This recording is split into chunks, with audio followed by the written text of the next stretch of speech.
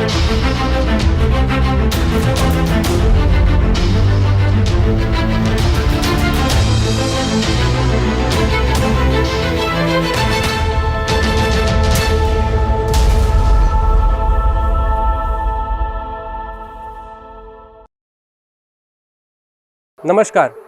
ये जो वीडियोस अभी आपने देखे वो अफगानिस्तान के नहीं है, ना किसी अरब कंट्रीज के हैं, ना ही पाकिस्तान के हैं। वो वीडियोस आए हैं बांग्लादेश से। बांग्लादेश में दुर्गा पूजा के टाइम पे क्या हो रहा है आपको मालूम भी है? हिंदू का नरसंहार चल रहा है। जो वीडियोस अभी आपने देखे ना वो तो कुछ ही वीडियोस थे जो कि इंटरनेट पे अवेलेबल है, लेकिन जो ग्राउंड लेवल पे चल रहा है ना, उसको देखने के बाद आपका दिल दहल जाएगा। नवरात्र में और दुर्गा पूजा में हम लोग दुर्गा जी की पूजा करते हैं, देवियों की पूजा करते हैं, लेकिन हमारे भगवान के साथ क्या हो रहा है? बांग्लादेश में एक्चुअली में हुआ ये है कि जहाँ जहाँ पे दुर्गा माता के पंडाल बने हुए थे, जहाँ पे उनकी प्रतिमाएं थी, बाकी सारे जो भगवान थे उनकी प्रतिमाएं थी, रात में एक्चुअली में पंडाल के पास बहुत कम लोग उपलब्ध होते हैं। तो कुछ मुसलमान आते हैं और कुरान को दुर्गा माता के पंडाल में उनकी मूर्ति के नीचे रख देते हैं और उसके बाद वहाँ से फोटो ले लेते हैं और वो लाइव कर रहे होते हैं। उस टाइम पे फोटो लेने के बाद वो वीडियो लाइव कर देते हैं फेसबुक पे, और फेसबुक पे लाइव करके बोलते हैं कि ये देखो हमारा जो कुरान है ना उसको रख दिया गया है इनके भगवान के पैरों के नीचे और ये हमारे कुरान की बेइज्जती की जा रही है। उसके बाद वो लोग तुरंत लाइव पे फोन करते हैं बांग्लादेश पुलिस को। बांग्लादेश पुलिस आती है और बांग्लादेश की पुलिस के आने के बाद ही वो लोग हल्ला मचाना शुरू कर देते हैं। तुरंत वो लोग तोड़फोड़ नहीं करते क्योंकि उनको मालूम था कि अगर तुरंत तोड़फोड़ किए तो लोगों को समझ में आ जाएगा कि क्या कॉन्स्पिरेसी चल रही है और किस तरीके से प्लानिंग चल रही है। तो उन्होंने तुरंत तोड़फोड़ नहीं किया, पहले हल्ला मचाया। ध्यान दीजिएगा आप लोग, सेम टाइम पे उसी 5 मिनट 10 मिनट के आसपास में जितने भी पंडाल थे ना उस एरिया में दुर्गा माता की जहाँ जहाँ पे प्रतिमाएं थी, और वो पूरा का पूरा एरिया, हर जगह पे मुसलमान उपलब्ध थे, वहाँ पे सब पहुंचे हुए थे। 15-20 मिनट के अंतराल में वहाँ पे जितनी भी मूर्तियां थी उन सबको तोड़ा जाने लगा। कुछ मूर्तियों को तो आग तक लगा दिया गया। मैं आपसे वीडियो शेयर करता हूँ, उस वीडियो में आप लोग देखना कि ये किस तरीके से आतंक मचा रहा है।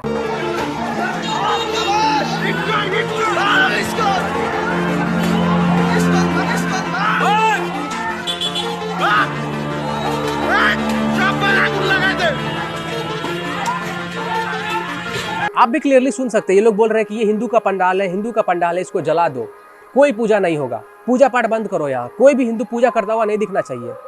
इस तरीके से आतंक फैलाया जा रहा है। आप सोचो कितनी गहरी साजिश चल रही है।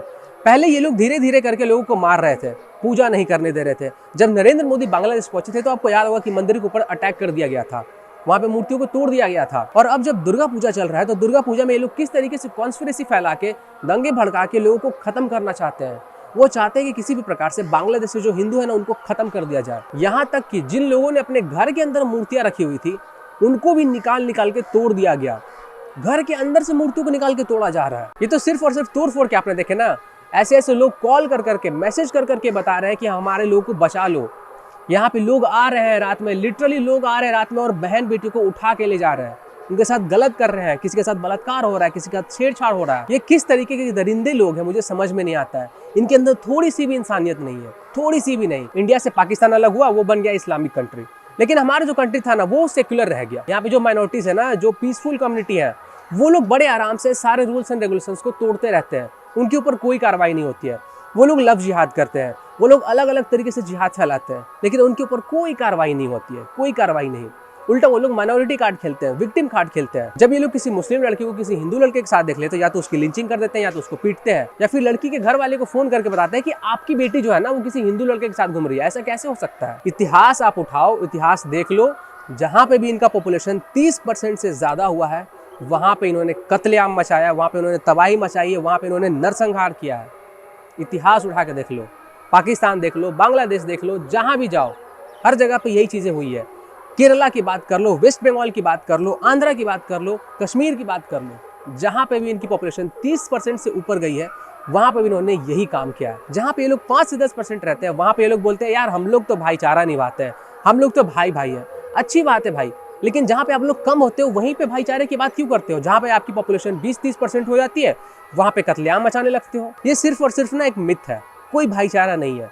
ये भाईचारे वाली बात वहीं पे आती है ना जब ये लोग बहुत कम अमाउंट में होते हैं, 5%, 2%, 3%।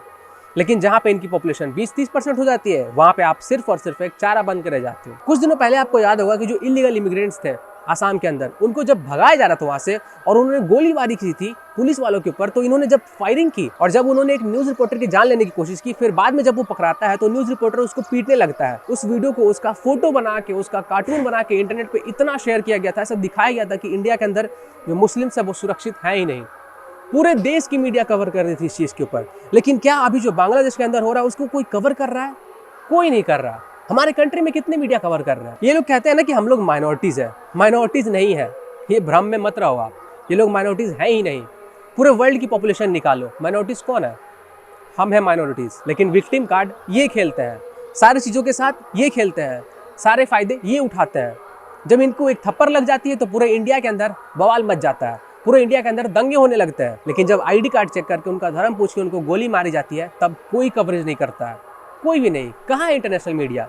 कश्मीर के अंदर मारे गए ना वो लोग, उनका नाम पूछा गया, उनका धर्म पूछा गया, उसके बाद उनको गोली मार दी गई। वो प्रिंसिपल जो एक मुस्लिम बच्चे को बचपन से रख रही थी सारे मुस्लिम तौर तरीके के साथ, उसको भी गोली मार दी गई। बिहार से गोलगप्पा बेचने गए एक दलित इंसान को भी गोली मार दी गई। कहाँ है कोई भीम आर्मी? क्यों कोई भीम आर्मी सामने नहीं आ रहा है? क्यों कोई जवाब नहीं दे रहा है? कौन गया उनकी फैमिली से मिलने?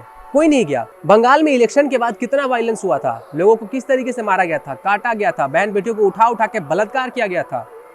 क्या कोई कार्रवाई हुई? कोई कार्रवाई नहीं हुई। क्या कोई न्यूज मीडिया कवरेज दे रहा था? कोई नहीं दे रहा था।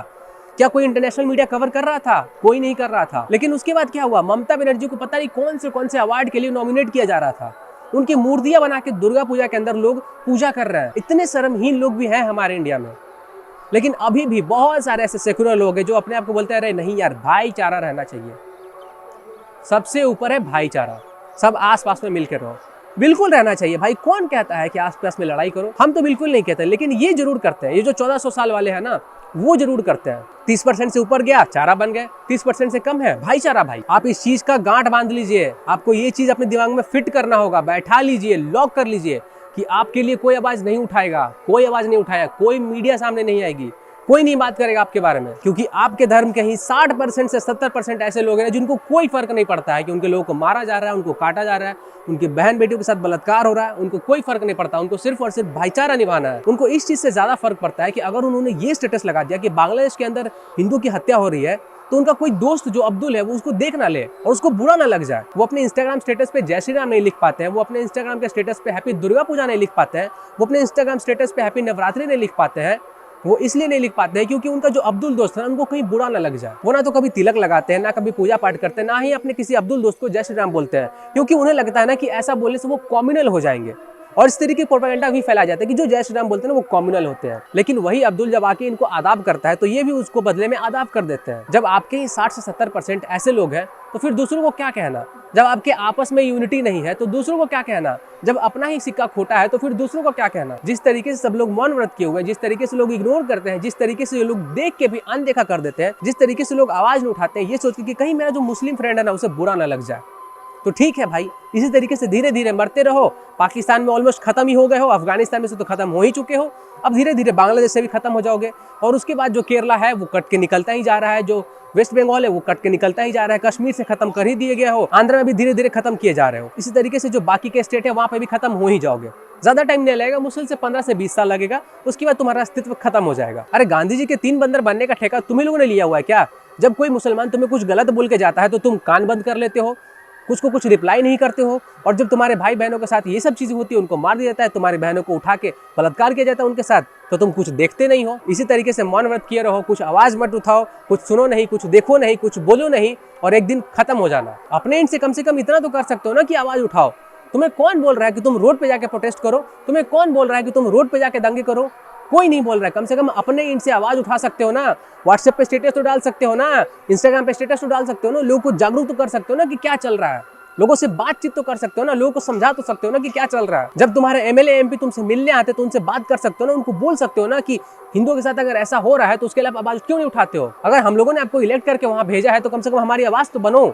जिस काम के लिए वहां गए हो कम से कम उसका 5% तो काम करो। और अगर इन सब में से भी कुछ नहीं कर सकते हो तो इंतजार करो अपनी बारी का, जब वो आएंगे और तुम्हारा गला काट देंगे, जैसे कश्मीर में काटे, जैसे केरला में काटते हैं, जैसे पाकिस्तान में काटते हैं, जैसे बांग्लादेश में काट रहे हैं। तुम्हारा भी समय आएगा। जब तुम दूसरों के लिए आवाज नहीं उठा रहे हो ना तो तुम्हारा भी समय आएगा।